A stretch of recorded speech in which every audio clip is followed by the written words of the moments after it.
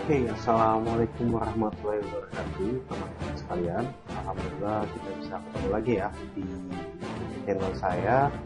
Untuk video kali ini kita akan membahas sedikit tentang bagaimana kita menggunakan mikrotik tanpa harus kita membeli alat mikrotik itu. Kita tinggal manfaatkan saja sesuatu yang kita sudah punya. Misalnya ya minimal teman-teman harus punya komputer terlebih dahulu ya, minimal laptop lah. Nah, kalau kita belajar mikrotik itu kan biasanya kita wajib membeli alat ya. Sorry, ada iklan lewat. Biasanya kan kita harus membeli alat ya, membeli alat. Kita wajib membeli alat untuk melakukan atau menggunakan fitur-fitur yang ada di mikrotik itu sendiri, dan alat-alatnya itu juga ya cukup relatif mahal ya, walaupun ada juga sih yang murah, cuman biasanya kan teman-teman ya yang kalangan mahasiswa lah misalnya ya, biasanya kan juga ya harus ada pengeluaran ini itu, terkadang mau belajar mikrotik juga terkendala sama biaya. Nah, di sini kita akan mencoba salah satu tips bagaimana agar teman-teman walaupun tidak memiliki alat, kita tetap bisa menggunakannya. Nah, trik pertama teman-teman wajib harus punya PC, teman-teman. Nah, PC terserah lah mau apa saja, nggak jadi masalah. Yang penting komputer itu dia masih bisa, dan ya di atas, bukan Pentium M4 juga ya. Jadi yang pertama teman-teman wajib yang teman-teman wajib miliki yaitu firmware. Firmware teman-teman bisa download semuanya, sekarang udah gampang, teman-teman bisa instalasi. Maksudnya download di situs-situs VM ini, misalnya Workstation Pro, teman-teman bisa gunakan ini juga. Tampilannya itu nanti akan seperti ya, mungkin yang lain belum pernah coba, tapi kalau biasanya kalau mahasiswa saya di sini udah pada paham. Firmware itu salah satu aplikasi yang kedua di mana kita bisa menginstalasi sistem operasi lain ke dalam sistem operasi kita. Selanjutnya yang teman-teman butuh yaitu software dari mikrotik itu sendiri, yang mana nanti settingannya itu kita instalasi softwarenya ke dalam framework. Sebenarnya cara ini tuh sebenarnya bisa kita gunakan menggunakan PC. Nanti PC-nya kita jadikan sebagai mikrotiknya, kemudian kita nanti hubungkan PC-nya itu dengan router kita misalnya. Nah, tapi di sini saya akan coba pakai framework saja. Maksud di sini apa? Biar teman-teman tidak punya tools, teman-teman tetap bisa belajar menggunakan metode seperti ini. Nah, ini cuman ya alternatif lah, agar teman-teman tetap paham atau teman-teman tetap bisa menggunakan mikrotik. Pertama teman-teman masuk di situs mikrotik, selanjutnya teman-teman pilih download, software, terus kemudian teman-teman pilih download. Selanjutnya teman-teman tinggal instalasi, maksud saya teman-teman tinggal download yang ini teman-teman, yang X86. Terus teman-teman tinggal install yang ini, tinggal diklik saja langsung ke download tuh. Save di, terserah teman-teman mau taruh di mana saja. Kalau saya sarankan sih bikin satu folder baru aja biar nggak terlalu repot ya. Tinggal di download. Selanjutnya habis download teman-teman install lagi satu aplikasi pihak kedua yaitu Winbox. Nah, Winbox ini teman-teman sesuaikan saja dengan Windows teman-teman masing-masing. Kalau teman-teman pakai yang 64 bit tinggal install 64, kalau yang pakai 32 silahkan install 32. Ini juga sama teman-teman, nanti tinggal klik aja, taruh saja di satu folder yang sama persis dengan file ISO-nya mikrotik yang tadi ya, simpan di satu. Terus teman-teman gunakan framework yang sudah tadi ya, yang tadi saya sudah masuk, yang tadi saya sarankan maksudnya untuk diinstal.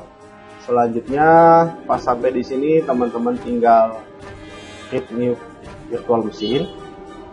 Selanjutnya teman-teman pilih I will install operation system later atau install operasi sistemnya tuh nanti. Jadi ini cuma blank disk doang. Atau bisa juga karena sudah punya ISO, teman-teman bisa langsung pilih ISO, terus pilih OS MikroTik yang tadi teman-teman sudah download. Selanjutnya open, tinggal klik next. Pada tahapan ini teman-teman pilih Linux. Pada frameworknya teman-teman pilih Linux. Kenapa? Karena sistem operasi MikroTik itu basisnya masih Linux. Tinggal teman-teman pilih namanya Linux kernel 3 titik ya, atau 3.x di 64 bit. Kalau yang punya 32 silakan 32 juga nggak ada masalah. Kalau sudah silakan teman-teman next. Selanjutnya virtual machine-nya teman-teman ganti pakai nama teman-teman masing-masing. Misalnya MikroTik 3. Untuk lokasi penyimpanannya sesuaikan saja. Kalau saya di sini sudah tersimpan otomatis di folder virtual machine. Selanjutnya tinggal next. Untuk maksimum disknya kita ikutin saja formatnya. Next. Kemudian finish. Nah, kalau sudah berhasil maka prosesnya akan seperti ini. Selanjutnya teman-teman kita tinggal coba play mesin.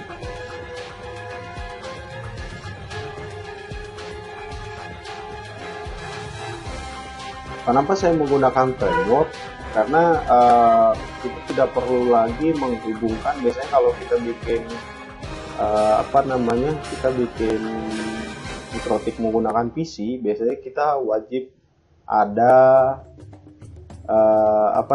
LAN card ya. PC kita harus wajib punya LAN card. Biasanya kan PC sekarang orang kalau rakit PC itu terkadang lupa ya, kalau mau lupa harus pakai LAN card. Biasanya mereka cuma rakit biasa aja, LAN cardnya itu jarang dipasang juga. Soalnya sekarang kan udah basisnya WiFi ya. Nah, kalau pakai PC kita wajib harus ada kabel LAN untuk kita hubungkan, walaupun sebenarnya mungkin bisa juga pakai wireless. Cuman kata-kata sih orang pakai kabel LAN, kemudian nanti dihubungkan ke internet. Tapi kalau pakai VM, tanpa harus pakai kabel LAN, antara CPU ini atau komputer ini dengan MikroTiknya sudah terhubung secara otomatis. Nah, setelah proses menjalankannya ternyata kita lihat masih error. Nah, teman-teman, kenapa errornya? Nah, karena walaupun kita udah enter lagi ya, dia tetap pasti akan error.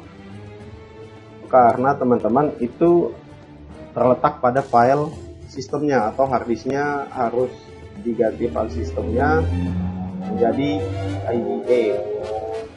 Kita matikan saja dulu, kita masuk lagi, pilih MikroTik tadi yang sudah kita install, kemudian kita masuk di edit virtual machine, kita pilih harddisknya, kita hapus dulu atau kita remove. Setelah kita remove, kita add kembali. Selanjutnya kita pilih harddisk, kita next. Dari file sistemnya kita pindah ke IDE ya. Nah, MikroTik bacanya virtual disknya harus pakai IDE. Selanjutnya kita next saja. Maksimum disknya kita pakai 8 MB saja, tidak terlalu besar. Untuk ini kita VNDK-nya, nama VNDK-nya sama aja, boleh kita pakai finish. Selanjutnya, kalau tadi yang menggunakan, misalnya tadi teman-teman menggunakan install OS later, itu nanti teman-teman harus pilih ini di CD-nya. Kemudian teman-teman browse lagi, pilih di lokasi ISO ISO yang teman-teman simpan tadi ya, file ISO yang teman-teman simpan tadi. Selanjutnya oke. Dan kita coba jalankan lagi.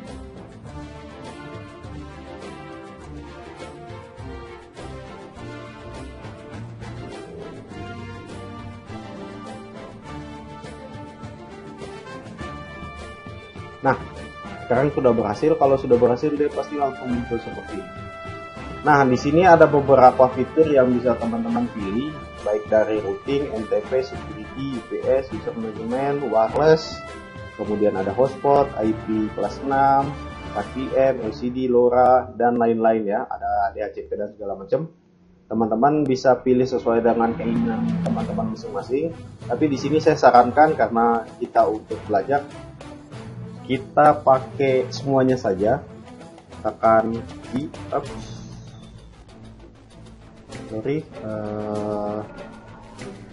installasi cancel terus reboot. Sorry, saya salah pencet.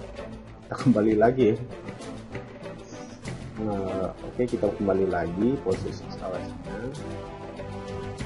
Nah, di sini maksud saya, di sini teman-teman tekan A, huruf A, untuk memilih semua fitur.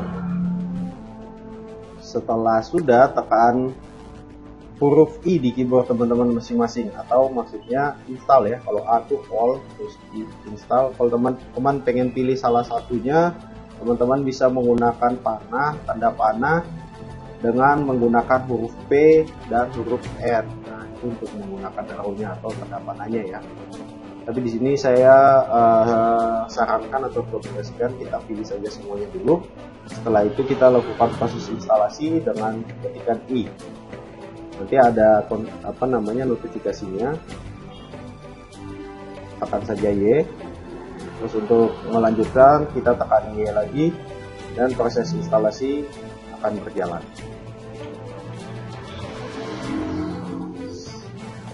Kita tunggu saja sebentar teman-teman.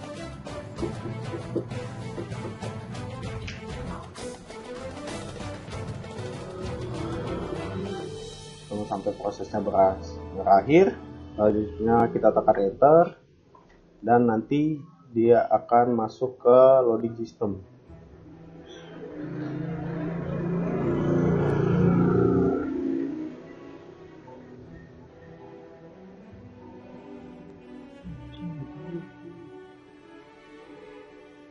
Kita tunggu sebentar. Memang ini agak sedikit ya, tergantung komputer masing-masing. Biasanya ada juga yang langsung cepat, ada juga yang masih butuh waktu ya. Ini lagi proses starting. Kita tunggu saja sampai selesai.